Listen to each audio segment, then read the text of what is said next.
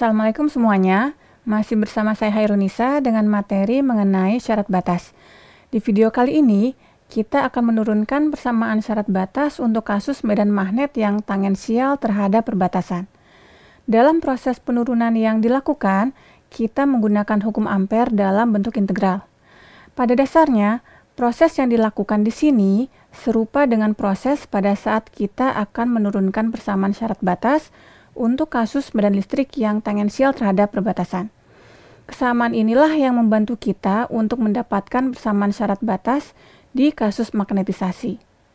Baiklah, untuk lebih jelasnya, silakan saksikan video berikut ini. Pada video kali ini, kita akan mencari persamaan syarat batas untuk medan magnet yang tangensial terhadap perbatasan, di mana kita masih memiliki dua buah medium dan kita ingin mencari hubungan antara H1 dan H2 untuk kasus yang tangensial terhadap perbatasan, sehingga kita akan menggunakan hukum ampere. Di sini kalau kita lihat, pada dasarnya pada saat kita menggunakan hukum ampere, seharusnya di sisi sebelah sini ada tambahan, yaitu ada tambahan berupa rapat arus pergeseran. Tapi karena kita anggap kita sedang bekerja untuk kasus medan statis, yaitu medan yang tidak berubah terhadap waktu, maka besarnya turunan terhadap waktu dapat kita set menjadi 0. Sehingga kita hanya memiliki persamaan, yaitu integral tertutup dari H.dl sama dengan integral J.ds. Karena integral tertutup dari H.dl adalah jumlah intensitas medan magnet yang searah dengan lintasan tertutup, oleh karena itu kita perlu membuat sebuah lintasan tertutup, di mana lintasan ini saya beri tingginya adalah ∂H dan panjang dari lintasan adalah delta L. Sekarang H1 saya bagi menjadi H1 yang tangensial terhadap perbatasan dan H1 yang normal terhadap perbatasan. Begitu pula dengan H2 saya bagi menjadi H2T dan juga H2N. Selanjutnya kita akan menghitung besarnya integral tertutup H.dl, yang berarti kita harus menghitung integral H.dl untuk lintasan 1, ditambah integral untuk lintasan 2, ditambah integral untuk lintasan 3, lintasan 4, lintasan 5, dan integral untuk lintasan 6. Untuk lintasan 1, H yang tangensial terhadap lintasan 1 adalah H1n, maka akan kita tuliskan sebagai H1n dikalikan dengan panjang lintasan, yaitu setengah ∂H. Untuk lintasan 2, untuk lintasan 3 minus, karena pada lintasan 3 arah H1n berlawanan arah dengan arah dari lintasan. Untuk lintasan 4, untuk lintasan 5, dan untuk lintasan 6 kita sudah mendapatkan persamaannya, sehingga integral tertutup dari H.dl sama dengan H1T dikalikan delta L dikurangi H2T dikalikan dengan delta L. Langkah selanjutnya, kita akan menghitung integral J.ds.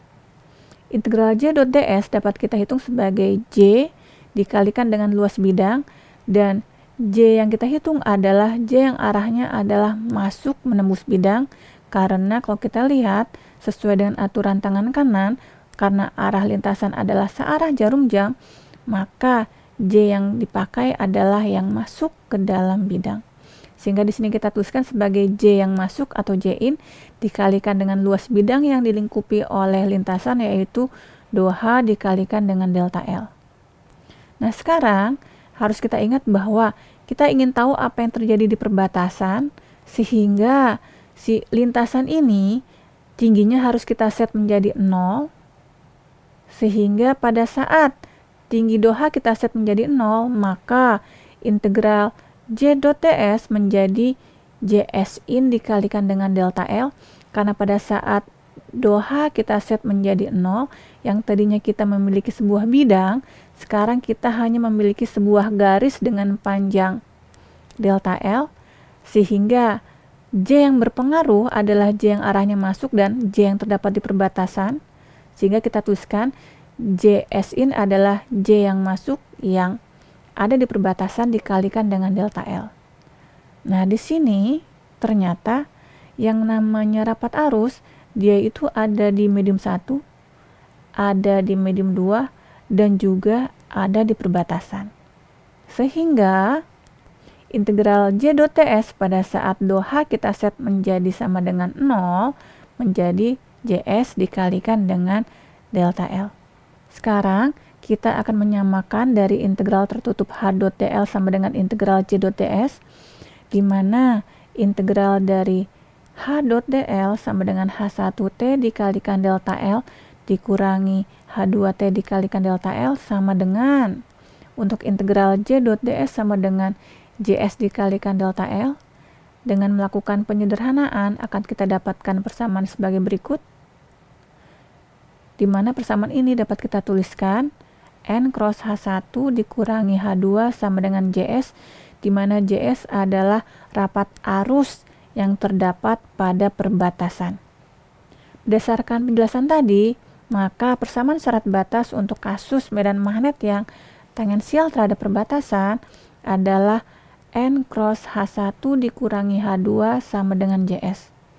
Berdasarkan penjelasan yang ada di slide ini dan juga di video-video sebelumnya, maka untuk kasus polarisasi yang normal terhadap perbatasan, maka persamaan syarat batasnya dapat kita turunkan secara langsung, yaitu N.P1 dikurangi P2 sama dengan rho PS, di mana rho PS adalah rapat muatan polarisasi yang ada di perbatasan, dan persamaan ini pada dasarnya mirip dengan persamaan syarat batas untuk kasus medan listrik yang juga normal terhadap perbatasan.